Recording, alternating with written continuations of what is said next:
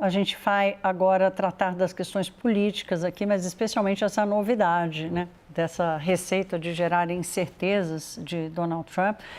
Ele agora está tratando a possibilidade, voltou a tratar, mas dizendo que está falando sério, de concorrer a um terceiro mandato, uma coisa que é proibida pela Constituição dos Estados Unidos. Primeiro ele disse, olha, não estou brincando sobre uma nova eleição. Depois, disse que não avaliou essa chance. Ao mesmo tempo, está mostrando irritação com o andamento do cessar-fogo na Ucrânia, ou seja, os planos dele, tanto para a política interna quanto para a geopolítica, vão e voltam de acordo com o seu humor.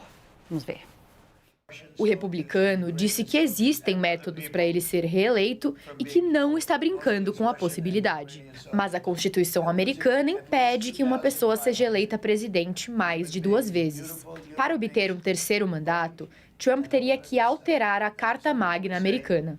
Mas para isso, precisaria de 2/3 dos votos do Congresso e da confirmação por 3/4 dos estados. Tentando evitar qualquer mudança, congressistas democratas buscam reforçar o apoio do Legislativo à 22ª emenda da Constituição, que impossibilita que presidentes tenham mais de 2 mandatos. Os republicanos, por sua vez, não discordam publicamente de Trump e colocam as declarações apenas como uma brincadeira.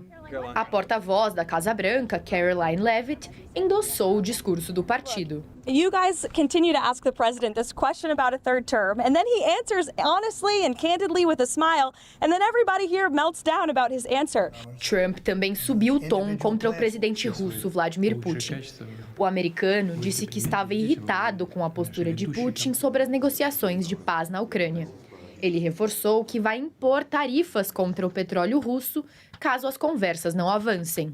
Porém, pouco depois, disse estar confiante em um acordo. O Kremlin evitou o confronto e afirmou que Moscou e Washington seguem trabalhando em conjunto para um cessar-fogo, mas que o processo é demorado devido à complexidade do assunto.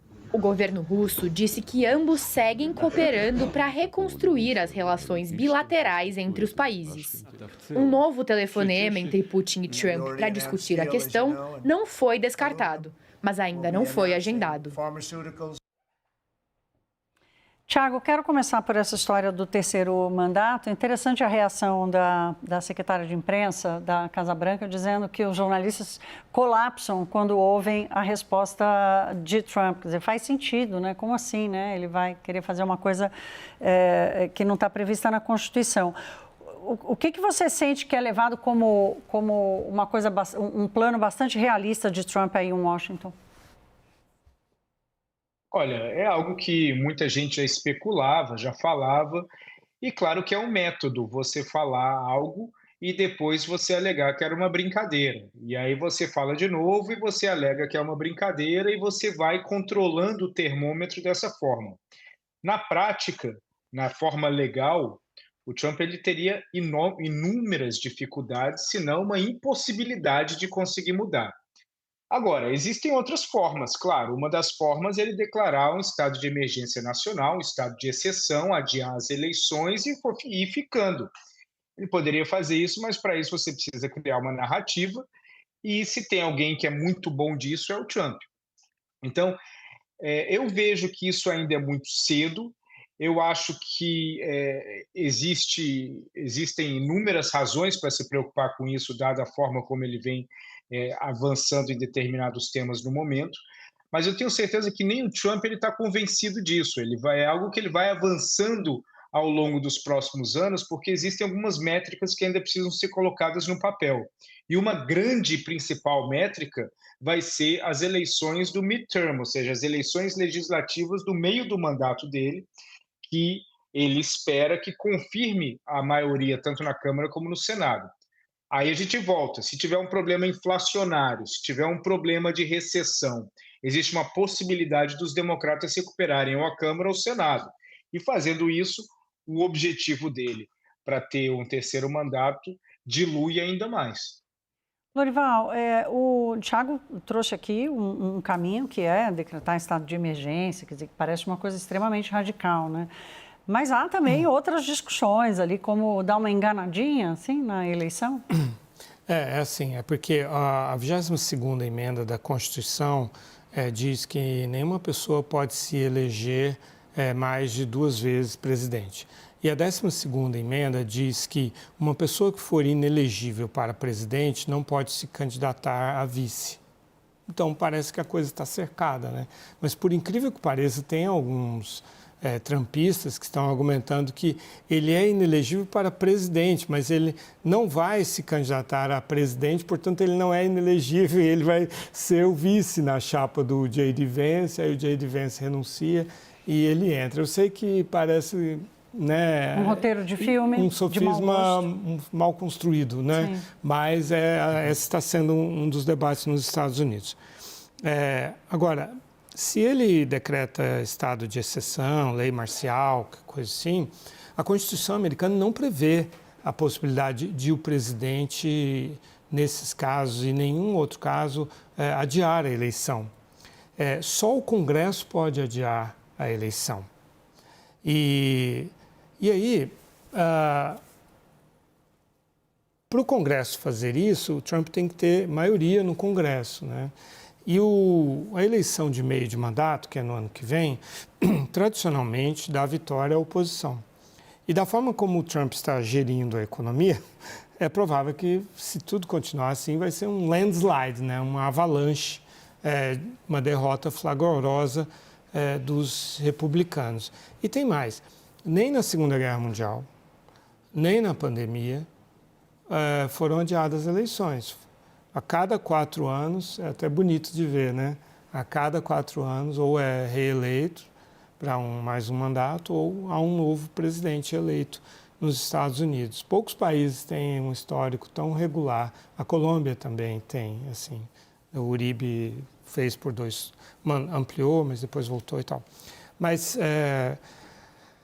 uma possibilidade seria mudar a Constituição, mas aí precisa de 2/3 na Câmara, 2/3 no Senado e 3/4 de todas as assembleias estaduais, né, os congressos estaduais. Há muitos anos que não existe. É muito improvável. Isso, né?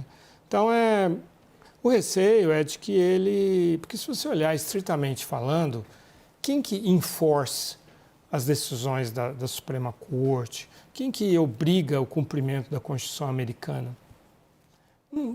É um consenso, é um acordo de damas e cavalheiros a democracia. Ela não funciona por coerção. Na medida em que haja uma massa de pessoas prontas para acompanhar o Trump numa exceção, numa coisa não feita ainda, e o Trump já fez várias coisas que nunca haviam sido feitas nas histórias dos Estados Unidos, existe o risco de ele seguir esse caminho e atropelar todo o resto, sim. Esse comportamento civil dos cidadãos americanos, a gente presume que ele é uma coisa natural, né? Os pais fundadores presumiram. Exatamente, que é uma coisa natural, né? Que não demanda o enforcement, não demanda né, um questionamento, o que é. Né? Agora, Daniel, o governo brasileiro, de alguma forma, se preocupa com esse movimento de Trump. Como é que você sente aí o debate? O presidente Lula anda mais quieto, né? Fala uma ou outra coisa, mas nada parecido com o que a gente viu lá no primeiro ano de mandato, em que ele era mais verborrágico aí nas questões internacionais, com posições bastante questionáveis. No caso do Lula, é forçoso dizer isso, né, Thaís? Ele tem sido muito aconselhado a não se pronunciar tanto, muito menos de improviso sobre questões internacionais. O desgaste em termos de popularidade foi gigantesco ao longo de 2023, falando de Venezuela, de Ucrânia, da guerra na faixa de Gaza, comparando a postura de Israel com a da Alemanha no regime nazista, o Holocausto. Então, isso acabou desgastando o Lula e toda a avaliação do entorno do presidente é de que isso não deve ser repetido. É preciso notar também, Thaís, acho que ninguém está levando muito a sério aqui. Quer dizer, Brasília tem outras preocupações muito mais imediatas e muito mais domésticas do que esses desejos e essas declarações polêmicas de Donald Trump. Mas é preciso notar o seguinte, né? Se não faz parte um pouco daquela estratégia de flooding the zone, né? De encharcar o terreno, até de asneiras, de uma certa forma, né? De declarações polêmicas e que talvez não tenham muito amparo na realidade ou talvez antecipem grotescamente qualquer tipo de debate para tirar o foco daquilo que realmente interessa. Acho que as declarações de Trump sobre um terceiro mandato se encaixam muito mais aí do que em qualquer outra coisa, né? Tiago, vamos pular para a segunda parte aqui da discussão, né? A gente falou da incerteza da política interna, mas tem também um movimento errático do Trump com a geopolítica, especialmente da relação dele com Putin. É mais um blefe dele, essa nova ameaça de tarifas e tudo mais? Olha, é uma ameaça e existe um fluxo de contato que é recorrente. E o Trump ele tem um interesse muito claro em relação à Ucrânia. E esse interesse em relação à Ucrânia, para ser consumado, precisa de um sócio. E o único que pode ser um sócio nesse processo em relação à Ucrânia é a Rússia. E a Rússia ela precisa de um avalista para voltar para o mundo. E esse avalista tem que ser os Estados Unidos, porque o financiador dessa volta da Rússia para o mundo já é a China. Então, essa construção, ela acaba deixando um grande jogador de fora desse tabuleiro, que é o que ainda não está ganhando, porque Estados Unidos imagina com Trump que está ganhando algo na Ucrânia, a Rússia está ganhando claramente a maior vencedora nessa história, a China também está ganhando, porque ela tem hoje um enorme aliado na Rússia que está se aproximando do seu antagonista, mas a Europa fica perdida no meio do caminho. E a Europa perdida no meio do caminho pode levar a tudo que a Europa precisa, que é uma reorganização interna do papel político da União Europeia, que leva a uma liderança de países que estavam em relativo ostracismo na geopolítica global, como a França, como a Alemanha, e traz, inclusive, novos personagens, como a Polônia, que ganha uma importância enorme na Europa, o Reino Unido, que não é parte da União Europeia, mas está cada vez mais integrado nas conversas via o canal da OTAN, tenta também fazer o seu posicionamento. Agora, esse posicionamento errático do Trump, assim como o Lorival falou, tem um método também. E esse método, ele alimenta grande parte da narrativa do Trump, agora geram perguntas que nós não sabemos responder, como, por exemplo, como que a OTAN reage se um membro da OTAN atacar um membro da OTAN, né? Que é o caso da Groenlândia sendo um território de controle dinamarquês. Então, tudo isso deixa o mundo mais bagunçado, que existem dois países que se dão muito bem nessa bagunça, que é a Rússia e a China. Lorival, o Trump fazendo isso com Putin, está claro que eu acho que o Tiago trouxe aqui um desenho interessante, mas ao mesmo tempo parece ser uma cartada que Trump vai e volta com essa ameaça a Putin, ameaça também ao Irã. O quanto isso assusta a comunidade internacional ou é um jogo de cartas marcadas, como o Tiago trouxe? Sem dúvida, essa queixa dele em relação ao Putin é totalmente inócua.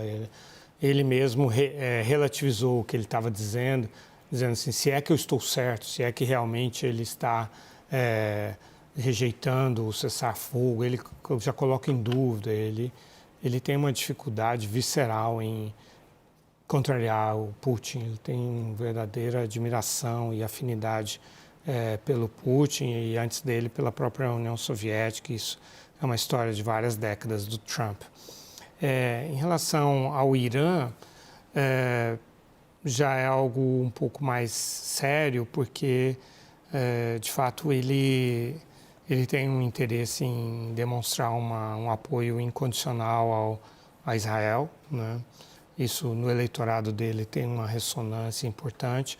Ele está, inclusive, atropelando a primeira emenda da Constituição, a liberdade de expressão, e prendendo estudantes e ex-estudantes que criticaram Israel. Esse é o crime, entre aspas, que esses estudantes cometeram. Já tem 1 dúzia de estudantes presos pelo mesmo motivo.